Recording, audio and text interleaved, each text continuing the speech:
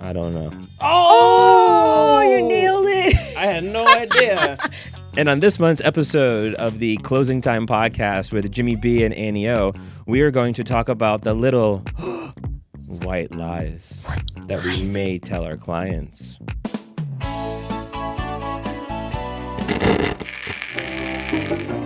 Oh my God. Hey everybody, welcome back to the Closing Time podcast with Jimmy B and my co-host and my wife, Annie O. Hey. So today we are going to talk a little bit about the white lies that we may tell our clients. Really? Like, are they lies? Well, I don't know. Some of them are truths though. Right. It's just like where that line, I guess, blurs for our clients to like what's really good for them kind of thing. Yeah, we'll just have to see. Yeah, that's what we're going into. Well, we are going to start out this episode with Rate This Listing. It's time to rate this listing. Is it good? Is it bad? I don't know. Let us ask Jimmy B and Annie.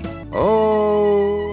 Okay, so for this segment, we call it Rate This Listing. It's basically you guys get to see this house at the same time we do. So you're going to see our raw, honest feedback on it, and we're also going to rate it on a 1 to 10 scale, giving you what we think of it.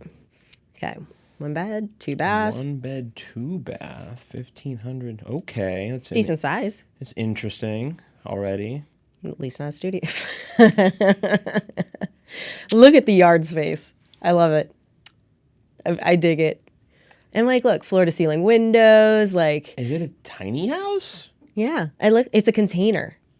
And they like It totally is a opened up one of container. the, yeah. So you can get the great window light. Can't look at all that natural I mean, light. the windows look nice. You get a balcony too. I don't know about the lattice concrete. That's an easy way. Instead of pavers, that makes it so much easier to work with. I mean, except weeding. Whoa. All right. That's actually really cool. That's It's a 2-story, no less. I mean, was that a container? Because that's got some really high ceilings. I mean, you figure at least, 10 feet? The ceilings? At least. They got to be more than 10 feet. Yeah, I don't know what the standard What's really height. funny, though, is when you look at this picture, it looks like the lights in the ceiling Yeah. are like the little fire sprinklers with like little light heads on it. You're right. Just the way they're hanging Those down. commercial, like industrial ones Yeah. and stuff like that. Yeah, totally. What color would you call that? It has a fireplace too. It's mint, totally mint. With red chairs. I mean, you gotta get a pop of color somewhere. I like how clean the aesthetic is. I don't like. What is the white thing? Is that the kitchen? Yeah, that's totally the kitchen. I don't know where the fridge is. It may be like a half fridge. It's a 1-person kitchen. I don't even think you could fit one person in there. I mean, skinny. Look at the little fridge. Yeah, you better be a skinny man or a skinny woman to fit in that kitchen. I mean, it's only 1,500 square feet. Like you're good. But, Look, like- one that wants to commune with nature with those windows. Listen, if I were to pull out that weird like drawer, whatever handle that is, Yeah. and I pull the drawer out, it's gonna hit the other drawer. Well, you don't have to open them both at the same time. But like, no, Like, look how cool this bedroom is. that's a bedroom. Yep, that's the bedroom How do you know it's a bedroom? because it's upstairs. That constitutes for a bedroom. For this place, yeah. And then that's a half bath, yep, or the full bath. Oh, look at how nice that bathroom is. That's your master bathroom. Okay, come on, a toilet in the middle of the sinks. It's only one sink. There's not a second sink. That's just countertop. So think about it. You can wash your face, go to the bathroom, and then do your makeup on the other side. I mean, it's really practical for a dude because I could see like a guy brushing his teeth while he's on the john, and then, yeah. No, I don't feel like you should multitask those 2 items together, ever. I got nothing. Look at the tub, though. Oh, and you have a shower still? Oh my gosh, I think this is the downstairs bathroom. So you have your toilet, and depending on how that goes, you can shower off immediately right afterwards. I mean, it's kind of like a makeshift bidet. Right? Like, I mean, you could take that little hanging thing off the wall, clean yourself off, I guess. yeah. I mean, it actually kind of looks like a prison bathroom in a way. Not that I would know that. I mean, I have no idea what those look like, guys. I'd watch a lot of movies. Let's be clear. Yeah, sure. Okay. You just, out of a prison, that's so messed up. A garage? Or the other side of the container where they have all of their stuff. I see or like there's a door and everything. You think this is a basement? Could you imagine this little dinky place has a basement? I would live in the basement. It's actually really cool. Look, the water heater, they got a water softener system. Like all their systems, like their HVAC heating and all that. It's actually well built. Speaking of a well, it has a well in the back corner. See, you're off grid almost. Yeah. Oh, look at your little patio area. Throw a fire pit out have there. A balcony. Yeah. I think that's so cool. So your master bedroom, or the bedroom. So here's the main thing I notice about this house, right? Number one, look at the lattice on the ground. It's in a heart shape. That's interesting. But number two, look where the property is. Yeah, it's in the middle of nowhere. Literally in the middle of nowhere. There is nothing around it but open field. There's no roads. That's why they have those wall, windows. So that way you can just go open up, be all natural, running around your house, and don't have to worry about anyone seeing you. I mean, if it has solar panels, boom. Because now we know it's well. Like, that is so cool. I don't know. Let's see what else is. I mean, it needs a pressure washing, but. That's it, huh? Yeah. Well, what do you think this house is priced at? I have no idea. Yeah, me neither. All I know is that it's somewhere in Illinois. 1,500 square feet. It's actually done really well on the interior and everything. So I wonder how much, I don't know how much land it has. Assuming it just has, obviously that whole area right there with the grass. What's your number? I'm thinking 325. I'm going to guess 450. Ooh. I don't know. Oh, you nailed it. I had no idea. So it's on 10 acres. Dang it. I did not see this listing prior to that. That was a good guess. I was off by a whole $1. Okay, you nailed that one for sure. 10 acres of land. I thought maybe 1 acre of land at best. So now here's the magical question. The name of this segment is Rate This Listing. What would you rate this on a scale of 1 to 10? I wish they would have pressure washed it from the exterior. The house actually looks really well built. You definitely need a special buyer for it. It's not just for anybody kind of thing. But I do like the house. I love the character of it and everything. So for me, personally, I'm sold on it. This is totally a 6.7. You're close to my rating. I was gonna give it a 6.5. Yeah, I love how they did it. I love the design of it. It gets got over character. a 5 because it's got and land space, but it's, it's a little weird. It's weird, but like I said, it's character. I mean, yeah. All right. Well, that was this episode's Rate This Listing, everybody. You got me on the price. Let us know what you think of this listing in the comments below. I would love to hear what you guys would rate this listing and what you thought the price was as Absolutely. well. Would you buy it? I'm curious. Would you buy it?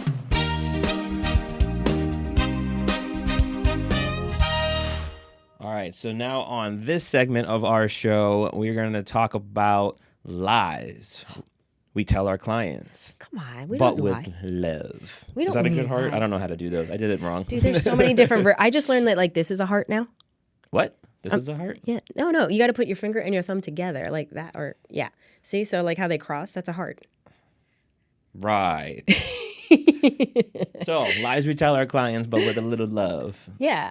Okay. So I'm gonna go out and say we're not lying to our clients. We may be giving them a different perspective on it. And this goes into where we talk about when you see listings and everything and they say they're quaint or cozy, AKA we know that means it's tiny. And there's not a lot of space. Yeah, guys, code words when you're looking at listings online and you see cute, quaint, cozy. That literally means the home is small. Yep. But it's generally in good shape. They're just trying to hide the fact that it's really, really small. So it's cozy. Mm-hmm. Exactly. So yeah, that would definitely be one of those areas where I feel you're not necessarily lying, but we're just giving it a different perspective so that way people can see it in the right light. So let's start with buyers first. With buyers, I always think of the champagne taste, but on a beer budget, and think of first-time home buyers, things like that. And they want that forever home immediately. We know realistically trying to check all the boxes of that really doesn't make sense. What they should be doing is the stepping stones of think of their house as a stepping stone. Get what you can afford reasonably, where you're not stretching your budget and everything, and then use that later to catapult into your next home. So a lot of times when I'm talking to a buyer and they're oh, I need this, I need that, great. First-time home buyers example would be they say they have to have 4 bedrooms because, they want the 2 kids' rooms, they need a guest room, and then their room, while they have no kids right now or anything. You're like, okay, I understand you want that for like your future purposes, but why don't we stick with a 2 or 3 bedroom that's well within your budget, because you can always get that later. And they don't realize, like, they're like, no, I want this right now. And you're like scaling back on trying to help them maneuver like what it really looks like. So I'd say that's where, like, you're not lying, but you're definitely like, okay, you said you want 4 bedrooms, but you don't actually need 4 bedrooms now. Does that make sense? Have you ever run into that? Yeah, that's just more guiding them, I would think. But isn't that where, say, like, it's not necessarily lies? You're like, okay, or you show them a 4 bedroom, but they're tiny, and they're like, oh, this can't work for me. And you're like, no, think of like your future. Think of what that would be like. And so showing them that optimism of like, hey, it's going to be okay. Yeah, exactly. So like, we're not lying, but at the same time, it's not what they want to hear. Right. Or their expectations, I should say. Yeah. And another big one, too, that we're dealing with in today's market is with the interest rates. Oh, my gosh. Yes. Yeah. So for those of you watching, interest rates are very, very high, and they have been for the last several years. And we have been telling our clients since 2022, 2023. Yeah, 2023. 2023 is when they really shut up that, hey, this is only temporary. It's a cycle. They're going to come down. They're going to come down. Because if you look at the real estate market as a whole, it is a cycle, right? Mm-hmm. And, things go up, things go down. So traditionally, the rates should have gone down. But now we're almost 3 years later, and we've been telling our buyers, sellers, and our clients the rates are going to drop, but they haven't dropped. But I think the point of it is we're not lying, right?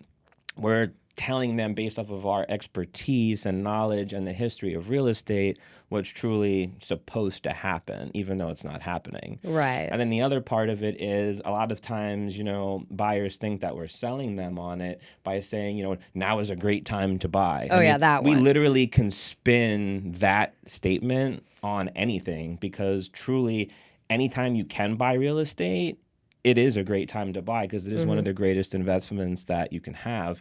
But, just to kind of give you guys a little bit of real estate knowledge of what's going on today, we've been constantly telling our buyers, like, it's a great time to buy right now, even though the rates are high, because sellers are giving, great deals, seller concessions, and then buyers are using those seller concessions to buy down the rate. I guess it's more of like, what is a good deal? If you're just focused on the interest rate, you're missing the bigger picture, which is like, no, like you can actually have way less cash to close. Where before, if you had to come out of pocket 20 grand to buy a house, even though the interest rate was 5%, now you're coming out of pocket maybe 5 grand. Yeah. And just to give, our wonderful viewers a great example of this, Annie O and Jimmy B's 20-year-old daughter just recently closed on her very first home. Yeah. And check this out. Right now in our current landscape market, interest rates are around 6.7. Yeah. And she got an interest rate, because we were able to negotiate seller concessions, down to 4.5. I know. It's amazing. Like on an FHA. Yeah. So 3.5% down. Right. Now, obviously, it's our daughter, and she trusted us, and she trusted the process, and it was good. But sometimes I feel like the clients or the buyers, they do think that we might be lying to them, or that we might be trying to be salesy by saying, like, now is a great time. Yeah. And then, to finish this segment out, I would love for you to talk about how we're dealing with that on the seller side as well with pricing. Oh, yeah. Obviously, any seller who's had their house for more than 2 years went through the COVID market where you could literally throw any price on there and people were buying it. And they still have that expectation now, which is a little painful, because our market's definitely switched. We're hardcore into a buyer's market now because of where our inventory levels are. And frankly, because of the interest rates, buyers aren't just jumping on properties anymore. They're much more self-conscious about the monthly payment for all of this. And so a lot of times we're going into these meetings with our sellers, they have an expectation of price going, oh, I need this, or I'm not moving. I'm like, okay, well, this is what the market's doing. This is why it's so important to focus on the data and the numbers. Like, we're not making these numbers up just because we want to beat you up or say, oh, you have to take this low price. Like, we are telling you exactly, if you want to sell in a certain time frame, this is how the market is acting. And so when we give you that information, it's not us trying to like lowball you or anything. We're just like, no, if you need this move to happen, this is it. And so a lot of them, they don't want to hear that. And then they'll get mad or like, oh, okay, well, never mind. Or, I've had the experience too this year where they chose not to work with me because of that, because I didn't give them the answer they wanted. And I'm like, I'd much rather do that and set the right expectations. Instead of truly lying to them and saying, Yeah. like, oh, yeah, Just be a yes man. Yeah, I can get you exactly what you want for your house just because I have commission breath and I want the sale. Right, which doesn't work for anybody because guess what? They're not getting paid. The seller's still sitting in their house months later and they're really frustrated. Like, why haven't I gotten my price? Yeah. So it's not necessarily us lying about it. We just try to gently coach them on the market conditions, and whether or not they believe us is really up to them. Right. Yeah. And that's definitely, one thing that we definitely need to, coach our agents on too, which will lead me into the end of our segment here on talking about the little white lies and truths. And our next segment is going to be our Coach's Corner, where we're going to tell you a little bit more on how we coach our agents through this exact topic. Exactly. Now it's time for Coach's Corner, where you learn not to be a little real estate bitch. All right, so for this month's Coaching Corner, we are going to talk about honesty versus optimism and finding that sweet spot when it comes to helping our clients and not come across with like commission breath, basically. This is definitely something that's near and dear to my heart because I am a firm believer in just stating the facts based on data, based on like what you can actually pull instead of just, going woo-woo and hoping something happens. So like for me, this is a big one. And I have to say, I'm more focused on seller side and helping sellers with everything. So this is much more of a sensitive topic. A lot of them don't want to hear what the market's doing. They want it to be a quick sale. They want to be able to put their house on the market 2 weeks later, have a contract, be moving in 30 days. And our market right now isn't supporting that. Yep. Right? Like, so there's so many levels to the expectations and setting it up front where we're like, okay, yes, I can get your house sold. Yes, I have a process, I have a system that I will follow to the T to make sure we're getting you the most exposure on the market and that we are getting any and every available buyer that is qualified to buy your house to see it, like hands down.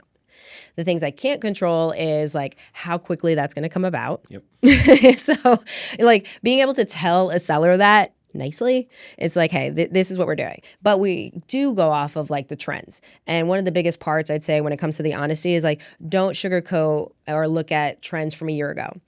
Can't tell you how many times you probably experienced this too, where sellers like, oh, my neighbor sold in 2 days.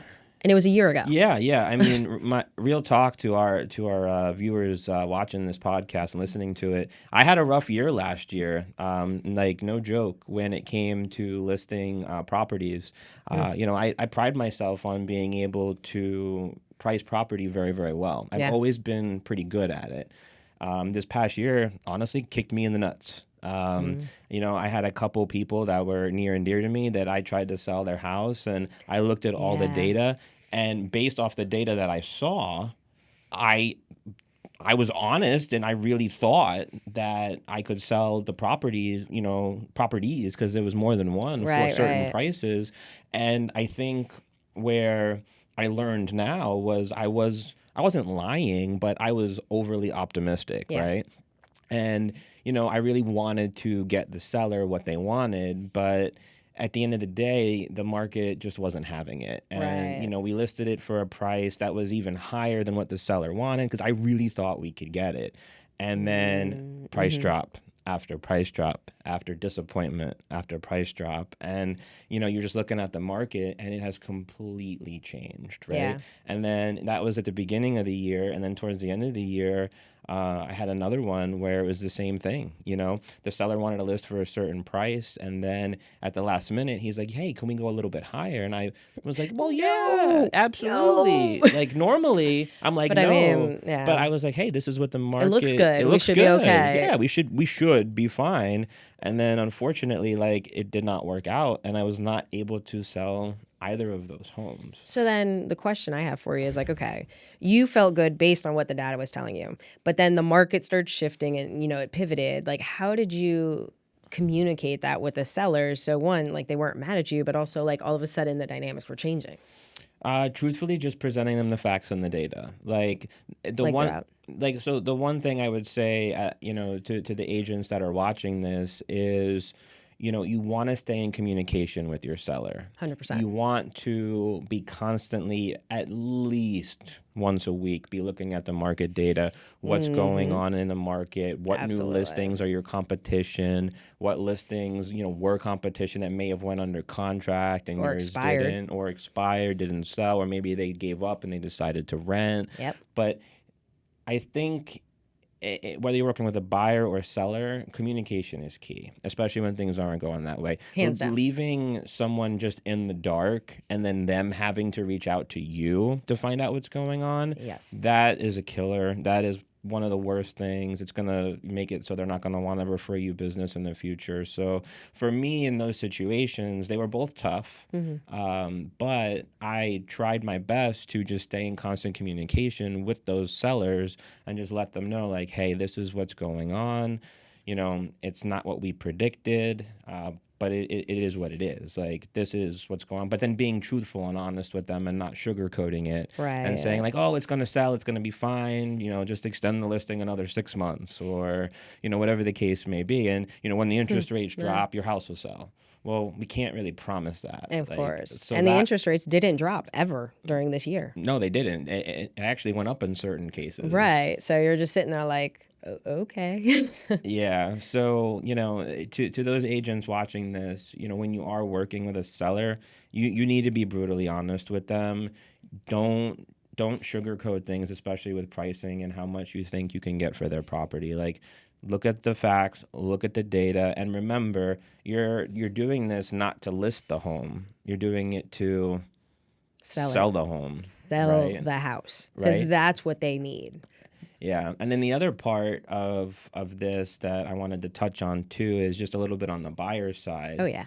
And, you don't want to lie and sugarcoat things to your client, especially when it comes to inspections. All too often, I see buyer's agents who are having their inspections, done. They recommend the inspector for the buyer, and then, the inspector will come back with, it's their job to find things wrong with the property. Yeah, of course. And if they don't and the report's clean, then someone's going to think they didn't do their job, right? It's a pride thing, I would think, in a way too. And I can say that. The buyer's agent, though, is just sitting there hoping and praying that nothing is wrong because they don't want this deal to fall apart.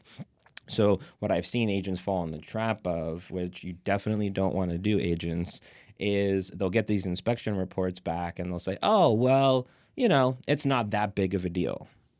Right? It's not up to you. And the biggest one that we see lately is air conditioning systems. Yeah. We'll have the inspectors say that because in Florida, these air conditioning systems are running 24/7, especially in the summer, and they get a workout. And if you're not on top of that maintenance or that unit is super, super old, is a good possibility it might fail. I mean, we had an issue with ours this year where we had to have a part service because it was working too hard. Yep. So when the inspections come back, these 10-year-old, 15-year-old AC units, inspectors are usually putting in the reports, AC is at, the end of its life. Recommend a qualified AC technician to service it and, potentially provide you a quote on a replacement. And I see these buyer's agents and, even ones that are close to us, it is what it is. They'll say to the buyer, oh, it's not a big deal. It works fine, and then they'll just try to sugarcoat it all like, oh, there's no problem.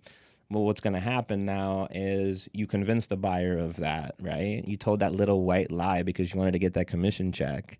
And then you're going to get a phone call in 30 days, 60 days, whenever the case may be, from the buyer who you sold the house on. And they're going to say, hey, Jimmy, hey, Annie, like the AC crapped out and you said it was going to be fine. And now they're going to hold you responsible for it. They're either A, going to want you to do something, or they're going to chew you out because you're not going to do anything. And then they're never going to refer you business. You have the potential to get a bad review. And it just doesn't look good on your overall image and brand as an agent. Not at all. So with all that being said, my advice, especially on the buyer side, is just be honest with people. right? We're in a relationship business. We're in a human to human interaction business. And, these people this is the biggest purchase potentially of their lives, unless they're buying a bigger house, right? Or a boat or something like that crazy. But, they don't want to be misled. And when you're honest with somebody and you do right by them, that is how you really create a referral-based business. You have a client for life, not just for one deal. Right, because they're going to remember, oh, wow, Annie, oh, wow, Jimmy, they took such great care of me. They made sure that everything was fine. They weren't just out for a sale or, like we've mentioned before, commission breath. Yeah. All right, so let's rewind to help the agents that are watching this. You do have the buyer that comes. They have the 10-year-old HVAC. It is working properly in the house, but your buyers are a little concerned. Like, what would be the proper way of handling that? Well, I would say the proper way of handling that would be to actually have, if you need to, extend your inspection period, because you want to further investigate. Yeah. The inspector is not an expert in any particular field. Just general. They're just a generalized inspector that, checks the surface level of everything. Yeah. So what I would recommend if I was representing a buyer and I got a report back that said, it's at the end of its life, maybe the temperature splits were not where they were supposed to be, I would make sure I have enough time left in my inspection period and then extend if needed. And then afterward, I would have a licensed, qualified air conditioning technician come out and look at the unit and, what's going on with the unit. Is it really at the end of its life? Is it just chugging along? Does it just need a tune-up? What's going on with it? And then potentially, if it does need just a tune-up, making sure the buyer's okay with that, now that the professional has told them, and then asking the seller, hey, the AC is a little bit older. It's not functioning the way it should be. We're just going to request that you do a little tune-up on it. Right. And then, what you can take that even a step further to make your buyer, have more peace of mind, and it will protect them, is offer a home warranty. And you can ask the seller to potentially pay for a 1 or 2 year home warranty, which will cover your AC system. Or if they're not willing to do that, but let's say they are willing to just do the tune-up, your buyer still has the option of paying for a home warranty. Opting into it. And most of them, they vary between like $800, $1,200, but that will cover your AC, make sure that it's fully protected. So, that's what I would recommend. I think a buyer asking for a brand new $10,000 to $15,000 unit when it maybe just need to be serviced can be a little excessive. And that's where you really have a pissing match between buyer and seller. Yeah. I think also like letting your buyers know like, hey, it's fully functioning. Just make sure that, because obviously we don't know, it could last 5 years, it could last 1 year. Yep. So having that conversation as part of this whole process and being like, if anything, or if you're really paranoid about it, like it is functioning, say the seller won't replace it, be like, just tuck some extra money away. Know that, you may not need it, but it's always better to have that reserve just in case something goes wrong. And if they're cool with it, then, you've done everything you can to prep them for it. And then in most cases, like when that happens, it doesn't crap out. They spend a few years or, maybe 4 years later, then it finally craps and they're not surprised and like, okay, we got 4 years out of it. And you're like, yeah, okay, cool. Just setting the proper expectations when they're now the homeowner. Right. So I think that helps too, though. But I love that. So, all right, see? Hope you've got some good nuggets out of that about being fully transparent with your clients, really just setting the stage so that way you have a future relationship with them because we can't control everything. Thanks. Stay tuned for our next segment, which is this month's Video of the Month. Yeah. Now it's time for Video of the Month. Who the heck picked this jingle? They don't pay me enough for this All right, guys, and then in this segment, it's going to be our Video of the Month with our favorite Colonel, Colonel Cross-Eye. Real reviews, fake people. It is my absolute pleasure to recommend Jimmy B with LPT Realty. Whether you are purchasing a home out of state or locally, Jimmy B is the real estate agent for you. My spouse and I went through the entire buying process with Jimmy B from out of state. He is very knowledgeable and easy to communicate with and went above and beyond to find us potential properties that suited our specific needs. Jimmy B also helped us purchase some of the seller's household items through texts and pictures and prices to us. If you are looking for an agent that is dependable and professional, choose Jimmy B. Cross-eyed. This was a fun one to shoot. I gotta say it was challenging for me because I remember going through and trying to get this accent down and everything, and they kept telling me I was talking too fast. Yeah. So I kept feeling like I had to slow. It was driving me crazy. I will have to tell you, I think I was inside, like, changing for my next character review. Yeah. When you did most of this shoot. Mm-hmm. But what was funny is when I came outside and you were in the middle of doing it, like the way you were just like swaying and moving really slow. I got swagger. Well, it looked kind of like you were Willie Nelson, like stoned, just like, just doing this review. And Yeah. Jimmy B. Right? Oh, yeah. Like, it was fun. It was definitely fun. And I honestly, I don't think I've ever heard you with that accent before, so I was dying. Nope. That was a new one for me altogether and everything. And I remember being insanely hot. Your jacket was like so thick. We were outside when we were filming it, and I'm just like, Plus the cowboy hat. the heat. I was like, guys, wear all this clothes. This is insane. Yeah. Making these videos is it's fun, but sometimes it can be a lot. Right. Like, hey, at least, we're getting some fun out of it. Hopefully you guys are enjoying watching them too. If you haven't seen it yet, I strongly suggest you go and watch it.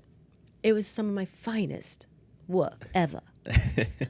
We could put a link to it in the comments for sure. And we Right? would love to hear your guys' comments on it as well. Awesome. Okay. Well, thank you so much for tuning into this month's The Coaching Corner. Not the Coaching Corner, sorry. That's okay. You can start it over. Yeah.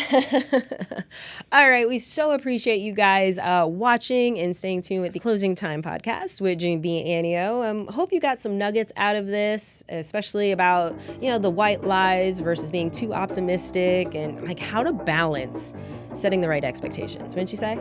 Yes. All right. Thank you so much. We appreciate you watching along, and we'll see you next month.